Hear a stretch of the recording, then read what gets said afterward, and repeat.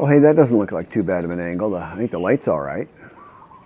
I got to deal with like lighting and sound and stuff now. Like, what the heck? It feels weird to me. That was never like. I was like, is that structure good? Is the drainage right?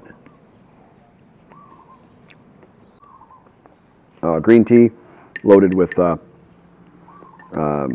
barley and all that kind of stuff again. I'm sort of blindly assuming that's healthy. Green tea with like barley and stuff. And it's not sweet. It's kind of, coarse and tough, and yeah, chew it like maybe like fiber. I don't know. I think it's healthy. I have no idea. I'm not a nutritionist. I don't know. I just ate whey protein and the occasional creatine cycle. I was strong. I don't know what to tell you. Drink lots of water. I want to comment on the video. Good morning. Comment on the video that went live this morning. It was the throwing all my stuff out, leaving everything behind, or whatever the heck I called it. Yeah, I mean, part of that came from, in construction, we do these renovation projects, some small, some big, whatever, and people hung on to, like, clutchingly hanging on to all this stuff that nobody cares about at all. And I didn't want to be that. I didn't want to be that person. Their whole life was like in the past. Like, my life is today. Now I'm living it. I mean, we all just had to come up with another friend. A really good friend of mine. I got a couple friends right now touched by mortality in various ways, either sick themselves or someone near them passing suddenly, and we all think we got more time, and obviously it dawns on us at some point that we don't. And it's so interesting. If I can find it, I'll throw it in there. I've got a clip I just made. It was, I'm not ready to tell the story and all that, but I had some people really talk me into doing more. I really thought I was done. I was 55, yeah, a lot better shape than I am right now. Only 4 years later. Nothing about Thailand had crossed my mind, and I was thinking about an immersive Muay Thai trip, maybe. I think that's around the early planning stages 4 years ago, when maybe the idea of Thailand first entered my mind as maybe to go to train. Because at that point I thought I was still healthy and still going to be healthy, and I was planning on working for about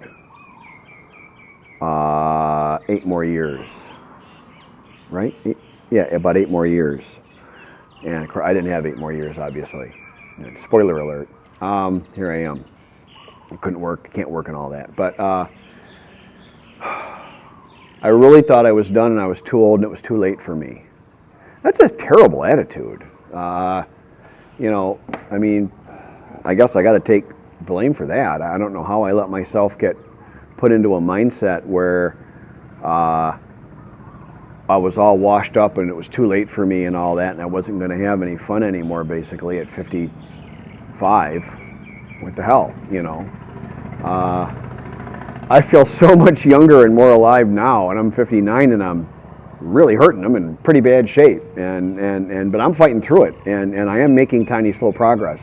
My life and my mindset is still forward, because although I am limited in what I can do, and I've learned, but if you avoid the things that will hurt you, walking a long distance, the long ride in a car, sitting or staying in any one position for a long time, for God's sakes, no standing, whatever. Enough about that. But if you avoid those things and then focus your thinking and your desires and hopes and dreams on stuff that does not involve that, well, shit, because I could still, with it's practically a private medical transport, but I hire this van and I lay down horizontal. I travel laying on my back with usually my head on Fawn's lap, which is a rather pleasant experience. And and I'm reading my book. I'm sitting on her lap. I'm laying on her lap, and I'm reading my book, or I could even be editing a YouTube video if the ride is smooth enough. And then we get somewhere. Then I awake early and I have my coffee and stuff, and everyone else is usually sleeping. It's like quiet and private time for me, which I really appreciate. and then maybe it's a short walk and that again careful ride to somewhere to look at a temple, to look at a beach, to look at a mountain, or I like the mountains. I'm realizing I'm a mountain guy. I didn't know that before. I never really experienced time around them before in the States, but I've seen a mountain. I've walked on one a little tiny bit, but I never thought about it. We don't have those in Michigan. A hill 300 feet tall is a big deal. Michigan's mostly flat. Anyways, and then I can arrange around my schedule, and I can have a great day, having a coffee, having a great meal somewhere, taking my nap. I get very tired. When you're in pain all day, it's exhausting. Pain is exhausting. It's like you're running a marathon all day when you're not moving. It's weird. Like I hope you never experience it, but but I want my nap. I get my nap, sometimes 2 naps, whatever, and then have my dinner. And I like to be in bed and kind of resting and reading or watching YouTube or something by, no later than 7:30. 8 o'clock's pushing it. And is there occasional night out? Sure, I want to go have a beer, maybe 2. Maybe 2 Jack and Coke somewhere, and chit chat with a friend or with Fawn or with a small group of friends or something. Sure, and I get home at maybe 10:30, maybe like it's really late for me. But I'm totally exhausted by around 10 p.m. I am really wiped. I'm pushing. I'm really pushing. And that's okay. But I arrange my life and my hopes and dreams and my wants and things around that, and I'm happy. I'm a really happy guy, and I do have to give credit to Fawn. I had a long talk with a good friend here last night, and she really came up with this Bangkok Hospital idea and going to their Kolat location, so I don't have to do the private medical transport, thing to Bangkok City. Actual, Muang Grun Tip is Bangkok City, and in my muddy American accent, and I didn't have to do that, which is expensive and painful, right? And we got great paperwork, got a great diagnosis. I feel better. Like, knowledge is power, right? And now I know more about where I'm at right now, what's dangerous and not, and how to start looking at maybe prospects. But I've got time. I don't know if I've told anybody on the channel yet, but I have time. I can wait a few years and figure out what surgery next. I don't have to. I really didn't know if I needed to do an emergency surgery before my daughter's wedding and I get on that plane. Like how screwed am I? But I can wait. And my pain levels are going down where I feel like I could wait. Where before it was so bad, I'm like, shit, I don't know if I'm going to make it. But the new rehab has really been incredible. So anyway, getting back to the thing about the commenting on the throwing everything out. So we do these rehab projects, and everyone had all this crap in their basement. I mean, literally like a little Walmart. There'd be all this shelving, those steel, put it together yourself, steel shelves, metal shelves we've all bought, and people would have 2, 3, 4, 12 of those all lined up, and sometimes a couple aisles. It was like a frickin' little, it wasn't a wall of ego like I mentioned in that video with all your plaques and awards behind your desk at your office. It was like a room of ego of all the things. Well, here's my craft project from the 5th grade. Really? Well, are you gonna show that to your mommy? I mean, what are you doing with that? And sometimes these people died, and then we would come in on an insurance claim. Something happened. Somebody died. Maybe not at the same incident. Okay, I'm not saying that, but now all this got to be cleaned out. And I had a company that did that. It was insanely expensive. If you want to go in and blue ribbon document a process, if it's pouring a frickin' cup of coffee, that coffee's going to cost you $400. If you need a certified licensed expert to watch somebody pour your coffee and someone to pour it, do you know what I'm saying? You're getting to that $600 toilet seat now. And I had a company that did that, and we made an enormous amount of money for about 5 years until my 505-pound partner got addicted to painkillers, and then he thought cocaine would be a better idea. And it was fine. I ended up going off and doing private consulting, and that was even more fun than another adventure. I was getting bored with it. It was making great money, but it was intellectually not very stimulating work. I'll say that, okay? But anyways, we do this shit, and we're being paid insane amounts of money, so it's kind of cool. And for the first few years, it's like the novelty of the paycheck is and you're learning a new process, so it's kind of cool. But then it's like, okay, SSDD, same shit, different day. It's like same, it's just not as boring. Anyways, doing that, it really impressed upon me that people cling on to all this stuff, save all this crap that nobody cares about, warehouse and store it and box it, and it's all covered with dust and mouse poop and whatever. And in the end, you know what we're doing? They're paying us to take it, document it, and then store it for a period of time until the family can stop arguing over the estate or whatever, and then we put it in the dumpster. It all went, nobody, I mean, it was rare that anybody ever come along and even just a cursory walk through, and all they're looking for is anything of value. It was like a vulture. It was, it was a sad process to see. It almost made you feel guilty for all the money you were making off of it. But it isn't my fault. I didn't say for a court to go and do this and document this and make sure nothing is stolen. And I didn't say this family member doesn't trust it. I didn't make that happen. I didn't do any of it. You know, it was just weird. What was it? There's some country western song, "People Are Crazy." It's so true. But it really made me think about this. And here, rather than building my room of ego or my wall of ego, I set fire to that 4 years ago. Some of that literally, I'm telling you, I took a bunch of my stuff out from when I cleaned out the second condo I had with my my ex-wife. I took it to my warehouse and I frickin' burned it. Like, no one's going to get my social security number out of that. No one's going to go back and look at my, you know, whatever it is I got rid of. I even remember, but anything I didn't want, I burned. So it's done on a bun, as we used to say. Emotionally cleansing process, by the way.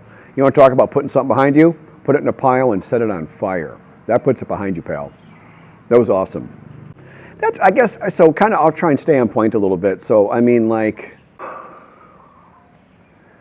I think that's the thing about retiring in Thailand is I feel like I'm really living like I've opened up a whole new chapter. Like the chapters of my life back in the States had kind of, I had made a new mini chapter, like a little storyline with my car culture and car friends and my sailing friends and a couple old friends.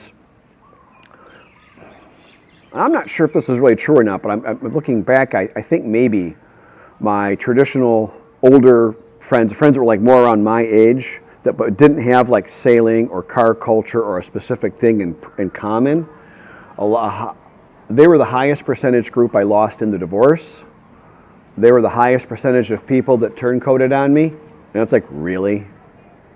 I don't care what somebody else said about what happened. You didn't even call me or send me one frickin' text. Like, and I could pull out the charts and graphs if I wanted to. And my son who lived with us said that my ex-wife was doing way wrong. Like, I was not doing wrong on that one. But because I am the owner of a penis, I'm apparently automatically incorrect. Screw that. You know, just because I'm a guy, that's it, I'm done. Screw that. But my car culture friends, which is so weird, because they were people from all different demographics, but we had that bond in common. I'm telling you again, some of the most absolute jideist, there's a word I've made up, jideist people ever. And then my sailing friends. We all have a love of sailing and sitting around, and some of them have a little higher love of alcohol than I do. But I just can't drink anymore. A lot of that's on me. A big night for me, I'm telling you, it was 2 small beers or 2 small Jack and Cokes, and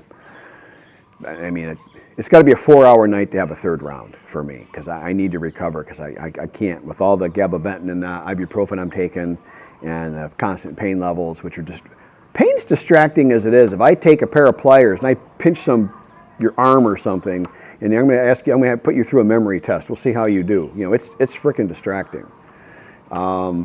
Anyways, but I feel like that chapter, other than a couple of narrow story threads on the sailing, the cars, and a couple of really good friends, you know. And my one really good friend, he's just a traditional friend. He's around my age. I think he's 5 years younger than me or something, but we're basically around the same. And he's been divorced a couple times. I've been divorced once now, which I never thought I would be. That is a bummer. I really didn't want to be divorced. I really wanted to have the pride of going the whole distance till death do us part, but I also wasn't going to F up my life on principle. But that's a good way to put it, actually. But we have kind of this love over motorcycling. And it's become kind of, now we've got this thing, and we just talk about motorcycles a lot. But it's like, again, Rocky isn't about boxing. We talk about motorcycles, and it's like, it really saying, I love you, man. I love you too. That's cool, you know. But it really isn't about the bikes. You know what I mean? And the car culture is kind of the same way. I mean, it's about the cars a little bit, but you get the idea. Anyway, so I guess I'm going to say, This is like about new chapter, I guess. That's what I'm talking about. And I'm loving my new chapter here in Thailand. I can't wait. I feel like, that's a separate concept. I feel like when I get back, it's going to be the hug fest, I like to call it, with my close friends and the very, very few select members of my birth family that I choose to still communicate with. And we'll see how that all goes. Anyways, again, if you're in your home country and you're not happy, you should be happy. Unless you're a serial killer, just go jump off a bridge or confess to the police or something. And but other than that, you should be happy. And if you're not happy as you're getting towards retirement, think about it here. All right. Thai traffic jam. There's actually a lot of these things. It's like an agricultural, like a mechanized plow of some kind or something, and they like will use it to pull up a cart, and they're not real quick. Anyways, traffic jam. He's given us the literal nod to pass. Let's see how we do here. Here we go. My name is Rob, and thank you for supporting my YouTube channel. I meant every word I just said with respect.